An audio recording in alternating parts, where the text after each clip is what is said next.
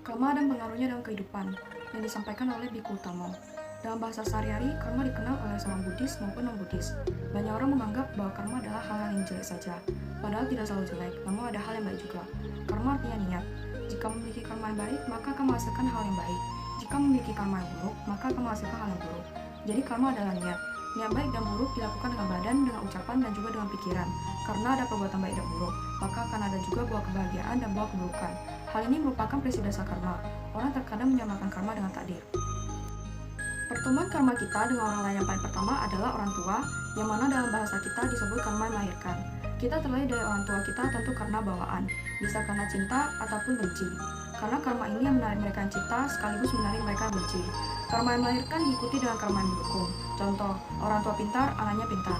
Orang tua pemarah, anaknya pemarah. Orang tua kurang mampu, anaknya kurang mampu. Ada karma yang mendukung, ada karma yang mengurangi. Karma yang mengurangi ini adalah perilaku. Contoh, orang yang terlahir dengan keadaan mampu, tetapi perilakunya buruk, maka memotong karma yang sedang berjalan. Orang yang terlahir dengan keadaan kurang, tetapi perilakunya baik, dengan menolong orang banyak, maka akan mendapatkan hasil yang baik. Mengembangkan kebajikan, maka yang dulunya menderita menjadi kurang menderita, dan yang dulunya bahagia menjadi lebih berbahagia. Kita bisa mengubah karma kita. Karena itu, karma dan pengaruhnya dalam kehidupan kita artinya perbuatan kita yang kita lakukan dengan badan, ucapan, dan pikiran kita itu dapat mengubah jalan hidup kita. Oleh karena itu, kita harus berhati-hati dengan badan, ucapan, dan pikiran kita. Dalam Dhammapada, pikiran adalah pelopor dari segala hal. Pikiran yang menjadi dasar dari suatu ucapan dan perbuatan. Jika pikiran positif, maka ucapan dan perbuatan yang dihasilkan adalah hal yang baik. Jika pikiran negatif, maka ucapan dan perbuatan yang dihasilkan adalah hal yang buruk. Kesimpulan, karma itu adalah niat. Karma ada yang baik dan ada yang buruk. 4 macam karma. Karma yang melahirkan, karma yang mendukung, karma yang mengurangi, karma yang memotong. Pikiran yang positif akan menghasilkan hal yang baik dengan mengembangkan kalimat semoga semua makhluk hidup berbahagia dan perilaku yang baik. Pikiran yang negatif akan menghasilkan hal yang buruk. Jika kita bisa memegang dhamma secara benar, sangat bermanfaat. Jika memegang dhamma secara salah, maka akan menderita. Karma dan kelahiran kembali yang disampaikan oleh almarhum Romo Cornelis Wawor. Karma berasal dari kata kar, artinya perbuatan. Dalam agama Buddha, perbuatan harus disertai niat atau kehendak melakukannya. Sesuatu yang terjadi tanpa disadari kehendak, maka itu bukan karma. Contoh, dalam perbuatan, semut yang terinjak itu bukan karma, tetapi jika sudah dilihat dan tahu bahwa semut itu hidup, maka itu karma, karena sudah didasari niat. Ucapan, kamu sudah terima uang belum? Belum, padahal sudah. Pikiran, ini yang paling ramai sebab dengan pikiran orang lain tidak melihat, hanya kita yang tahu. Seperti kita membaca parita tetapi pikiran kemana-mana. Pikiran ada dua, yaitu pikiran yang positif dan pikiran yang negatif. Karma ada juga berat dan ringan. Yang pertama, karma berat negatif atau garuka karma. Ada 4, yaitu seseorang membunuh ibu kandung, seseorang membunuh ayah kandung, seseorang membunuh arahat, seseorang melukai sang Buddha. Di sini akan terlahir di alam neraka atau awici. 2, karma kebiasaan. Seseorang yang melakukan terus-menerus tanpa berhenti. Karma yang berperang dan kita ketika mati. 3, karma menjelang kematian. Jika karma ini atau karma kebiasaan tidak ada, maka akan ada karma menjelang kematian, yaitu melalui pikiran. Oleh karena itu, seorang Buddhis dididik mengontrol pikiran dengan cara meditasi, supaya pikiran diarahkan ke hal-hal yang positif. Hal ini dikarenakan kematian yang akan menentukan. 4, karma 1-2 kali. Karma yang dilakukan 1-2 kali ketika karma nomor 1, 2, 3 itu tidak ada. Jika karma baik, maka akan menghasilkan hasil yang baik. Jika karma buruk, maka akan menghasilkan hasil yang buruk. Dalam Visuddhimagga, yang pertama, karma yang dilakukan pada kehidupan sekarang ini berbuah pada kehidupan sekarang. Kemudian, karma yang begitu kita lakukan langsung juga berbuah yang dalam bahasa Pali disebut Dittadhamma Vedaniya Kama atau karma yang berbuah cepat. 2.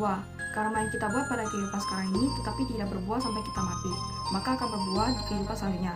Contoh, ketika susah makan mungkin di kehidupan sebelumnya menjadi seseorang yang pelit. 3. Karma yang muncul pada kehidupan ketiga, keempat, kelima, dan seterusnya. Tidak semua hasil karma berbuah cepat. Akan ada karma yang hasil di kehidupan yang berturut-turut. 4. Karma yang tidak ada efeknya. Contohnya ahosi karma. Berlaku bagi Buddha, sama-sama Buddha, dan Arahat. Karena ketika mereka meninggal dunia, karma sudah tidak bisa mengejar mereka lagi. Seperti cerita seorang pertapa bernama Anggulimala, yang ditipu oleh gurunya dan temannya. Hal ini dikarenakan kemampuannya yang hebat. Gurunya memberitahu bahwa ada satu ilmu yang belum dipelajari, yaitu ilmu hidup kekal, dengan cara mengumpulkan 1000 jari. Dikarenakan orang-orang tentunya tidak akan kasih ketika diminta, oleh karena itu ia membunuh. Pada akhirnya dia telah mengumpulkan 999 jari. Untuk jari ke-1000 dia bertemu dengan Sang Buddha dan belajar Dhamma, sehingga dia menjadi arahat. Ketika Anggulimala meninggal sebagai seorang arahat, maka karmanya tidak berbuah, karena karma yang sudah diperbuat tidak dapat mengerjakannya lagi. Karma yang tidak bisa ditangkis adalah karma berat negatif atau garuka karma. Contoh, Raja Ajatasattu yang membunuh ayahnya sendiri, maka tidak dapat mencapai kesucian meskipun telah mendengar Dhamma Buddha pada saat itu. Fungsi karma. Karma mengatur kita mau menjadi apa yang disebut janaka karma. Oleh karena itu, kita harus berbuat baik dan mencegah perbuatan buruk terjadi.